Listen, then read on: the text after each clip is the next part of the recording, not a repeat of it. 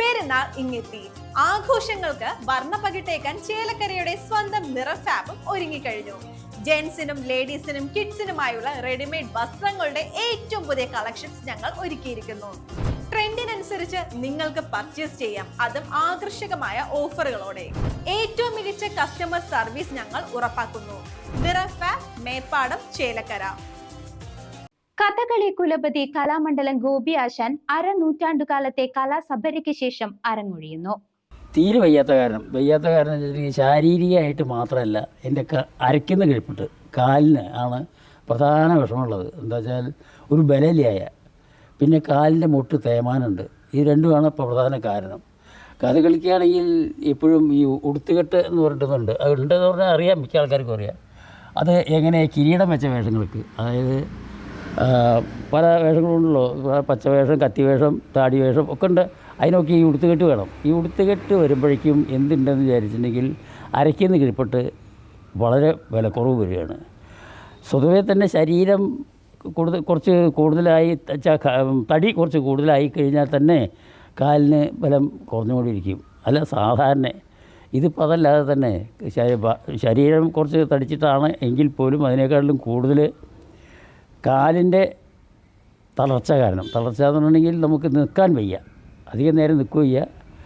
പലതും നമുക്ക് പ്രവർത്തിക്കണം എന്ന് വിചാരിച്ചാൽ കാലിൻ്റെ ശക്തി വേണം, അല്ലാതെ സാധിക്കില്ല. അത് കഥകളിക്ക് അങ്ങനെ ഒരു കാര്യമുണ്ടത്. അപ്പോൾ എന്തുണ്ടെന്ന് വിചാരിച്ചിട്ടുണ്ടെങ്കിൽ ഞാൻ ഇപ്പം എനിക്ക് 87 കഴിഞ്ഞ് 88ാമത്തെ വയസ്സിലേക്ക് കിടക്കുകയാണ്. അപ്പോൾ ഈ 87 വയസ്സ് വരെയും ഞാൻ കഥകളിയിൽ വേഷം കെട്ടിയിട്ടുണ്ട്. അത് അങ്ങനെ അത് ചെയ്തിട്ട് ആൾക്കാരൊക്കെ മിക്കതും തൃപ്തിയായിട്ടാണ് അവർ സംസാരിക്കാറ് പതിവ്.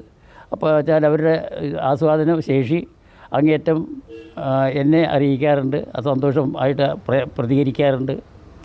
അങ്ങനെ ഇരിക്കുമ്പോൾ ഞാൻ ഈ കാലുകൊണ്ട് വയ്യാണ്ട് രംഗത്തൊന്നും പ്രവർത്തിക്കാൻ സാധിക്കാതെ ഇനി വല്ല തരത്തിലും വേഷം കെട്ടിയിട്ട് നമുക്ക് വേണ്ടമാതിരി പ്രവർത്തിക്കാൻ സാധിക്കാതെ ചെയ്യുമ്പോൾ അത് നമ്മളെ സ്നേഹിക്കുന്ന, നമ്മളെ ആരാധിക്കുന്ന ഈ സഹൃദയരായിട്ടുള്ള ആസ്വാദകർക്ക് വലിയൊരു വിഷമം വരും.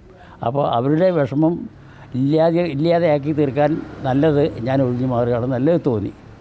അതായത് നമുക്ക് എന്തായാലും വേണ്ടമാതിരി പ്രവർത്തിക്കാൻ സാധിച്ചില്ലെങ്കിൽ മാനസികമായിട്ട് ഭയങ്കര വിഷമമാണല്ലോ. ആ വിഷമം കാരണം കൊണ്ടാണ് ഞാൻ ഇനിയിപ്പോൾ ഏതായാലും രംഗത്തേക്ക് ഇല്ല എന്ന് പറഞ്ഞത്. കഥകളിയിലെ കുലപതി കലാമണ്ഡലം ഗോപി ആശാൻ അരനൂറ്റാണ്ടുകാലത്തെ കലാസഭയ്ക്ക് ശേഷം മലയാളത്തിന്റെ കഥകളി ആചാര്യൻ കലാമണ്ഡലം ഗോപി അരങ്ങൊഴിയുന്നു. വാർദ്ധക്യ സഹജമായ അവശതകളെ തുടർന്നാണ് അദ്ദേഹം വേദികളിൽ നിന്നും പിൻവാങ്ങുന്നത്. കഥകളി ലോകത്ത് പച്ചവേഷങ്ങൾ പകർന്നാടി നടന വൈഭവമായി മാറിയ ഗോപി ആശാൻ കഥകളിക്കും ആസ്വാദകർക്കും നൽകിയ സംഭാവനകൾക്ക് വിലമതിക്കാനാവില്ല. കലാമണ്ഡലം ഭരണസമിതി അംഗം കൂടിയാണ് അദ്ദേഹം.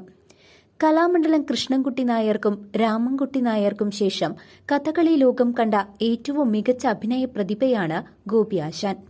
9ാം വയസ്സിൽ ഓട്ടൻതുള്ളൽ പഠനത്തിലൂടെ കലാരംഗത്തേക്ക് ചുവടുവെച്ച അദ്ദേഹം കഥകളി ആചാര്യനായി മാറി.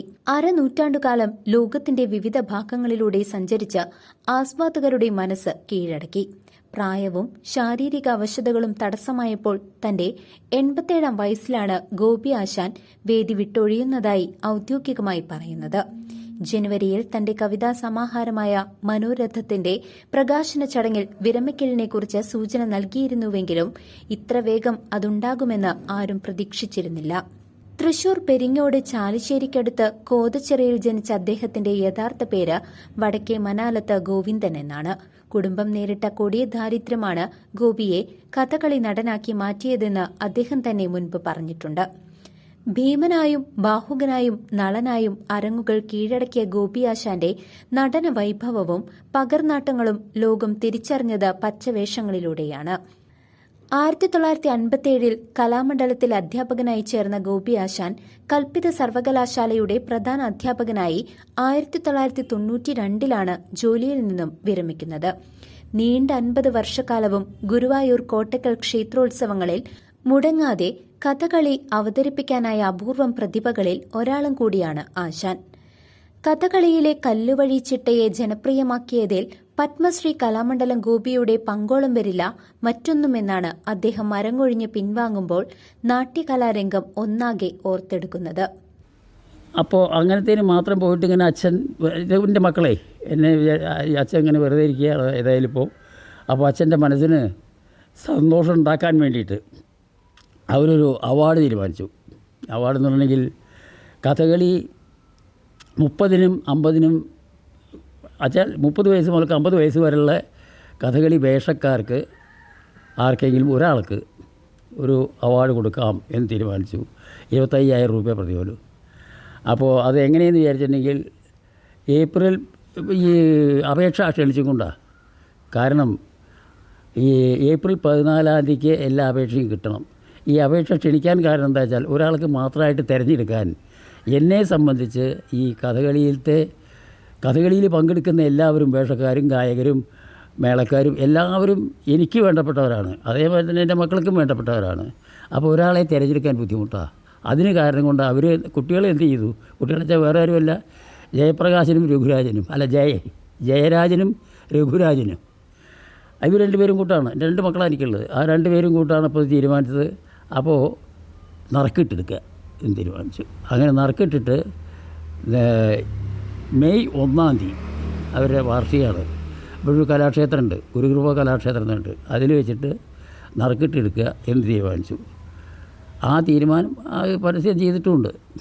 എങ്കിലും അവർക്ക് അതെന്താ കാരണം എന്ന് ചോദിച്ചാൽ അത് ഞാൻ തന്നെ ജീവിച്ചിരിക്കുമ്പോൾ ഞാൻ തന്നെ കൊടുക്കുക. അപ്പോൾ എൻ്റെ മനസ്സിന് ഉന്മേഷം കിട്ടുമല്ലോ എന്നുള്ളതാണ് അവരുടെ സങ്കല്പം. അങ്ങനെ ഒരു അവാർഡും കൂടിയും തീരുമാനിച്ചിട്ടുണ്ട്. അത് എന്നെ സന്തോഷിപ്പിക്കാൻ വേണ്ടിയിട്ട് അവർ ചെയ്തു നടത്തുകയുള്ളൂ.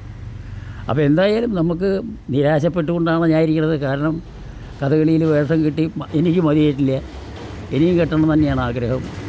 പക്ഷേ ശാരീരികമായിട്ട് ഇതായ ദൗർബല്യം അത് കാരണം കൊണ്ട് പറ്റില്ലല്ലോ എന്നുള്ളൊരു വിഷമവും ധാരാളമുണ്ട്. News desk CCV.